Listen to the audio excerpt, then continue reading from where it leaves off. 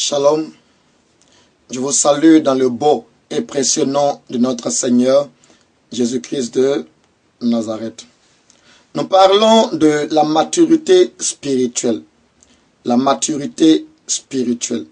La Bible dit dans le livre de Luc chapitre 8 verset 14, « De ce qui est tombé parmi les épines, ce sont ceux qui, ayant entendu la parole, s'en vont et la laissent étouffer par les soucis, les richesses et les plaisirs de la vie.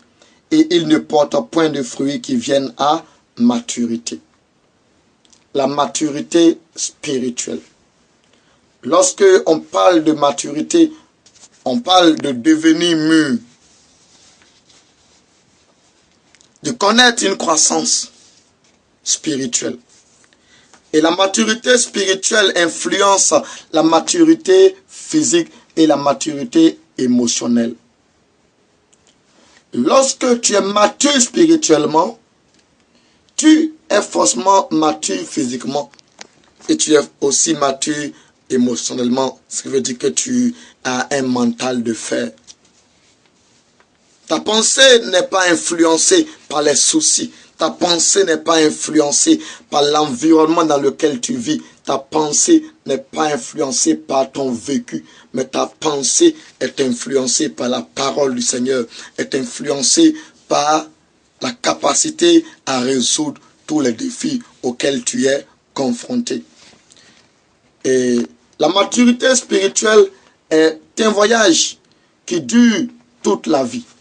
Ce qui veut dire que on n'atteint jamais la maturité spirituelle. Tous les jours, on court après la maturité spirituelle. On désire être mature spirituellement, mais on n'atteint jamais. C'est un voyage qui dure toute la vie.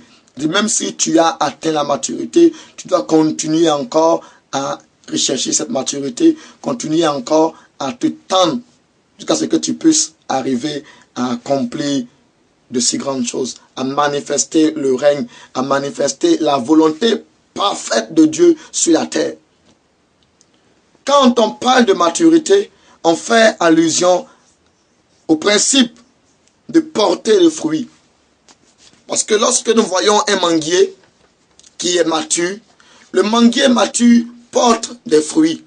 C'est pourquoi la Bible dit que celui qui n'est pas mature ne porte pas des fruits qui viennent à maturité. Mais celui qui est mature porte des fruits. Et il y a une différence entre être mature et connaître la croissance. On peut croître sans être mature. On peut croître, on peut grandir, mais sans être forcément mature. Parce que plusieurs grandissent, mais peu de personnes portent des fruits. Dans nos églises, nous voyons plusieurs personnes grandir. Mais combien sont ceux qui portent des fruits? Ça fait des années de vie chrétienne, mais ils ne portent aucun fruit. Ils connaissent seulement que la croissance. Donc ils ont la croissance, mais ils n'ont pas de maturité.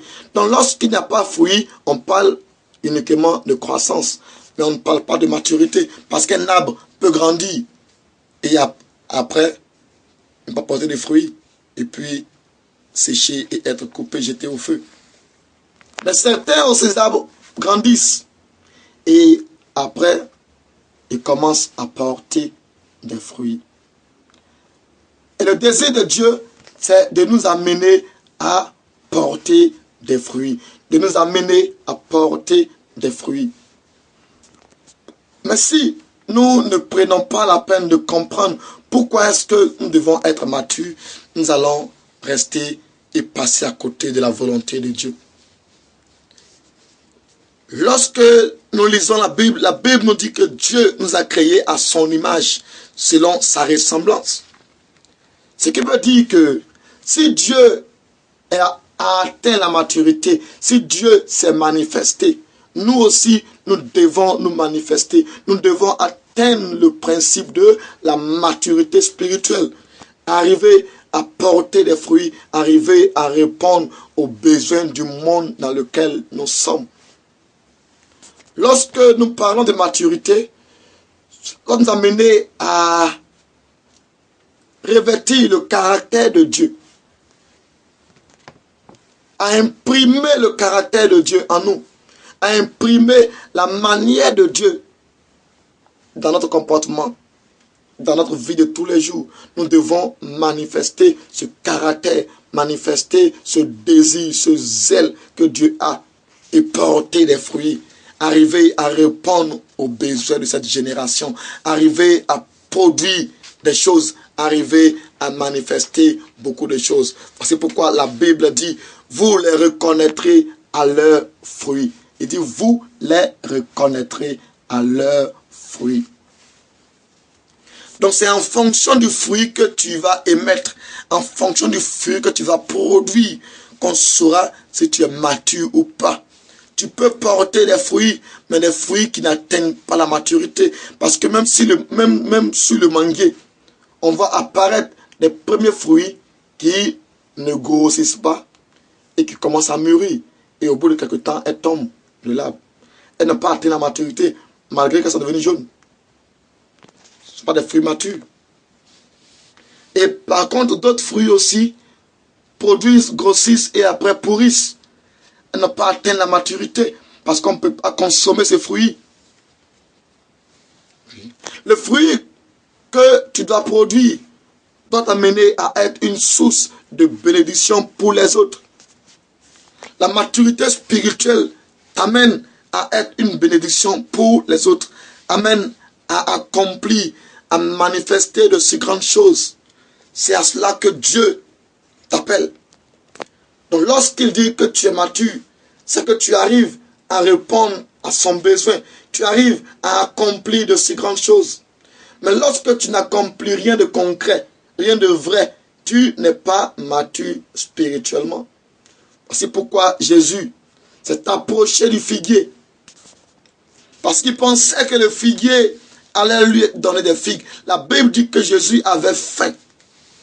Et il s'est approché du figuier, croyant avoir des figues. Et arrivé proche du figuier, il découvre que le figuier avait des feuilles. Mais le figuier n'avait aucun fruit. Et plusieurs, nous trompons les gens, nous trompons même notre environnement, nous trompons l'environnement dans lequel nous sommes. Parce qu'on produit beaucoup de feuilles, mais aucun fruit à l'horizon.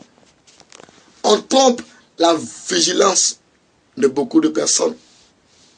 On grandit et on fait le pharaon, mais rien en termes de fruits. Et le figuier avait produit, grandi, mais le figuier est resté stérile. Le figuier ne portait aucun fruit. Il a trompé la vigilance de Jésus. De loin, Jésus l'a vu. En croyant que il a trouvé des figues, il s'approche et découvre qu'il n'y avait rien à l'horizon. Le figuier a donné un faux espoir à Jésus. Et c'est comme ça que plusieurs se retrouvent. Ils donnent de faux espoirs. Quand tu le vois de loin, tu as dit non, le frère ou la sœur là est bien. Mais quand tu te rapproches de la sœur ou du frère, tu découvres qu'il ne porte aucun fruit. Il fait seulement que le jeu d'apparence. Et le figuier faisait le jeu de l'apparence, mais ne portait aucun fruit. Et Jésus, déçu du figuier, dit c'est terminé. À partir d'aujourd'hui, tu sécheras. Tu ne tromperas plus personne. Comme tu m'as trompé, tu ne tromperas plus personne à partir d'aujourd'hui. Le figuier avait tendance à tromper les gens. De loin, tu le vois, tu dis, oh, ce manguier, il est très beau. Je sais que si je m'approche de ce manguier, j'aurai beaucoup de mangue. Mais dès que tu t'approches, tu as faim, tu découvres qu'il n'y a rien là-dessus. Mais les feuilles sont là, juste pour tromper l'opinion publique. Et c'est de cette manière que le figuier a trompé Jésus. Et Jésus dit, c'est terminé. Tu ne tromperas plus personne comme tu m'as trompé. Tu m'as déçu. J'ai cru que j'allais avoir des figues. Mais je m'approche de toi, je découvre qu'il n'y a aucune figue. C'est malheureux. C'est décevant. Lorsque tu vois des personnes qui donne une apparence de quelqu'un d'important, quelqu'un de bien. Mais tu découvres qu'à l'intérieur de lui, il n'y a aucun fruit. Il n'y a rien. Comme on le dit en Afrique, en Ivoirien, il y a fouille. Oui. Il trompe la vigilance. Et la Bible dit que tout arbre qui ne porte pas de bons fruits sera coupé et jeté au feu. Et tout arbre qui ne porte pas de fruits sera coupé et jeté au feu parce qu'il ne sert à rien. Il est inutile. Inutile. Vaut mieux qu'il soit coupé et jeté au feu. Au moins il servira de charbon, de bois, pour faire cuire au moins une nourriture. Même si de son vivant, il n'a pas porté de fruits, mais au moins à sa mort, quelques-uns pourraient profiter de son charbon, profiter de cette flamme pour faire cuire au moins quelque chose. Voilà. Il y a des gens, même c'est à leur funérailles, qui vont arriver à répondre aux besoins de d'autres personnes. Parce qu'au moins à sa funérailles, on mangera quelque chose. Sinon, de son vivant, il n'a rien produit. Mais gloire à Dieu, il est mort. Et sa mort a donné quelque chose à quelqu'un. Sa mort a amené quelqu'un au moins à manger ce jour-là. Mais de son vivant, il n'a porté aucun fruit. Il n'a rien produit. Alors que le monde nous attend. Alors que Dieu s'attend à ce que tu portes des fruits. Dieu s'attend à ce que nous portons des fruits. Le monde a besoin de nous voir manifester le caractère de Dieu, manifester la puissance de Dieu dans notre entourage, arriver à produire, arriver à accomplir de si grandes choses. Mais si nous restons toujours là à faire le pharaon, à tromper la vigilance des gens, alors que nous n'avons aucun fruit à l'horizon, c'est dommage, c'est malheureux. C'est pour laquelle il dit, un tel arbre est bon pour lui qu'il soit coupé et jeté au feu. Parce que là-bas, au moins, il servira quelque chose. Mais étant en vie, il ne produit absolument rien. Donc, lorsque la Bible nous dit que nous sommes censés porter des fruits qui viennent à maturité, censés accomplir des choses qui réjouissent le cœur de Dieu, censés accomplir des choses qui glorifient le Très-Haut. C'est pourquoi Galates chapitre 5, le verset 22, nous parle du fruit de l'esprit. Il dit, mais le fruit de l'esprit, c'est l'amour, la joie, la paix, la patience, la bienveillance, la tempérance, la bonté. Et voici les fruits que nous devons manifester. Il dit, c'est l'amour. Une personne qui est mature spirituellement doit manifester l'amour.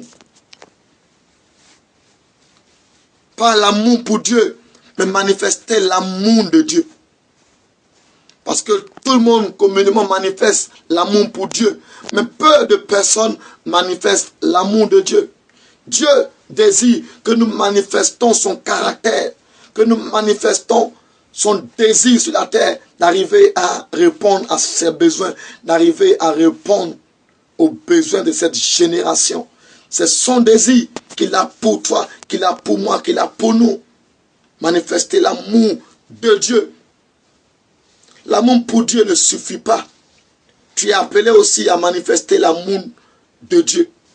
L'amour de Dieu t'amène à manifester le même amour que Christ a manifesté.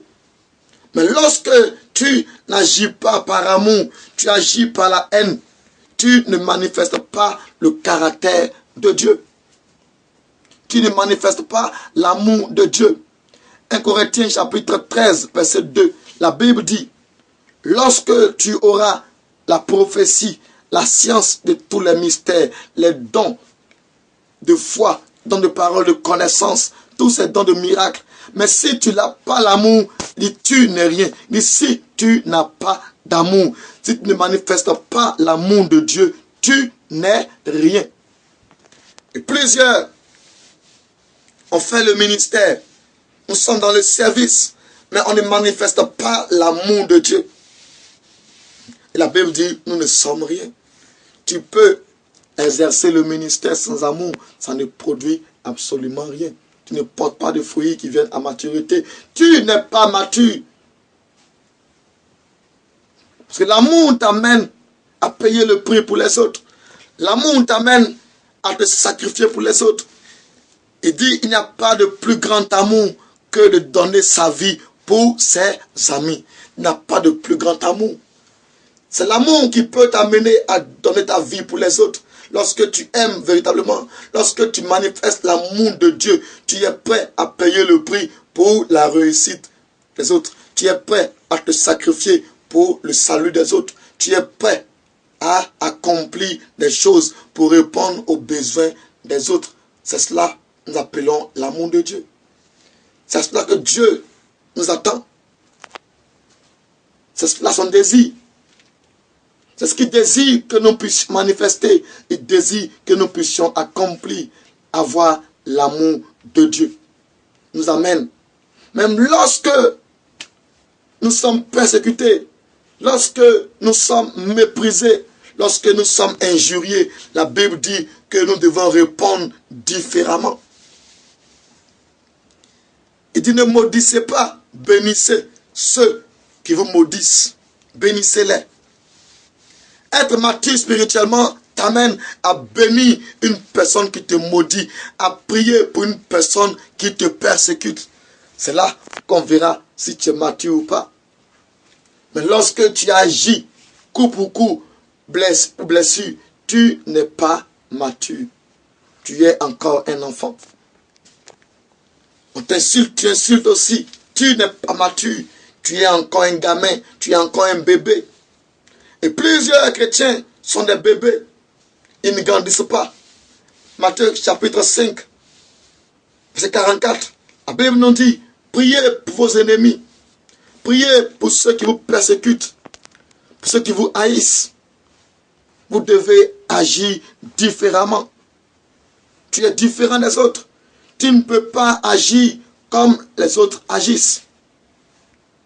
Tout le monde peut manifester la haine, mais toi, tu es appelé à manifester l'amour. Et plusieurs chrétiens tombent dans ces jeux des politiciens. Parce que les partisans, ils commencent à mépriser, ils commencent à parler avec haine. Quel genre de chrétien es-tu? Quel genre de chrétien es-tu? Lorsque tu parles mal, lorsque tu injures, lorsque tu méprises ton président, tu méprises tes dirigeants, quel genre de chrétien es-tu? Parce que je suis de l'opposition. Être opposant ne t'amène pas à diffamer, ne t'amène pas à insulter, à mépriser, à avoir de la haine envers les autres.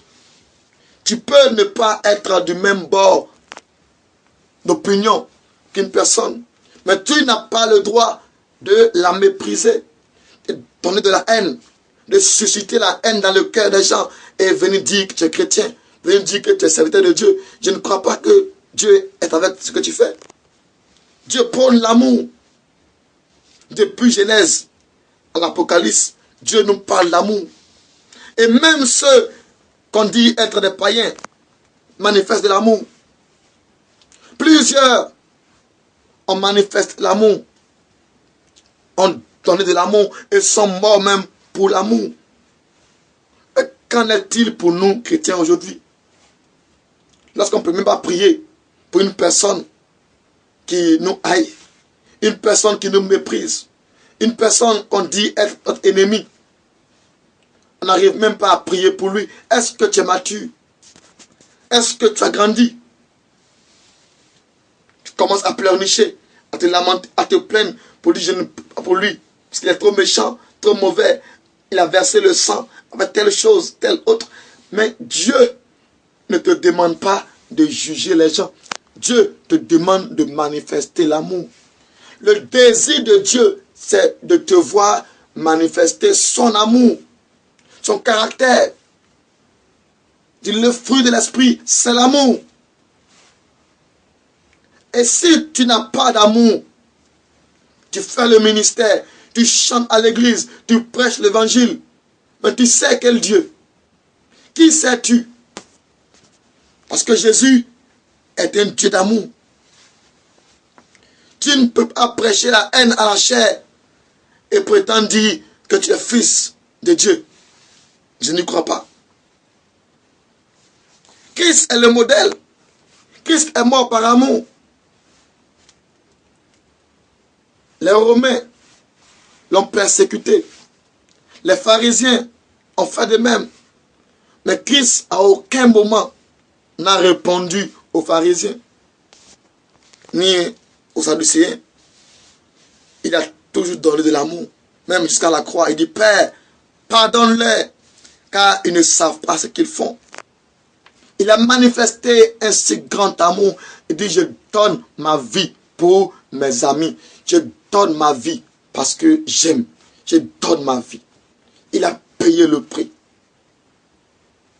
Il a été humilié, méprisé, mais il n'a jamais répondu. C'est à cela que Dieu nous attend. Il désire que nous manifestons un si grand amour. Nous atteignons le principe de la maturité spirituelle. Un chrétien qui est mature spirituellement ne rentre pas dans le jeu des politiciens, ne rentre pas dans le jeu du monde. Le monde peut faire coup pour coup, blessure, peut se venger. Mais toi, tu n'as pas le droit d'avoir même de la rancune dans le cœur, d'injurier même des personnes. Tu vas toujours donner de l'amour. C'est à cela on saura et on verra que tu as atteint la maturité. Le désir de Dieu, c'est que tu sois mature. Tu grandisses, tu progresses, tu connaisses une croissance spirituelle, capable de donner de l'amour, capable de te mettre à genoux et de prier pour ceux qui te persécutent, de prier même pour les sorciers qui en veulent à ta vie, de prier pour eux, de ne pas les maudire, de leur dire que Dieu vous donne longue vie, que Dieu me donne d'être une source de bénédiction pour vous. De prier ainsi, d'encourager ces personnes, de prier même pour la conversion, pour dire Seigneur, touche-les, visite-les, parce que je désire que toutes ces personnes puissent te connaître avant de mourir. Voici la maturité. Mais lorsque nous commençons à maudire, qui est-ce que nous sommes? Qui est-ce que nous servons? Il est important que nous puissions revoir notre manière de vivre, revoir notre position et commencer à célébrer Dieu dans l'amour, célébrer le Seigneur dans l'amour. Dieu s'attend à ce que nous puissions manifester un si grand amour. Demeure béni et à la prochaine.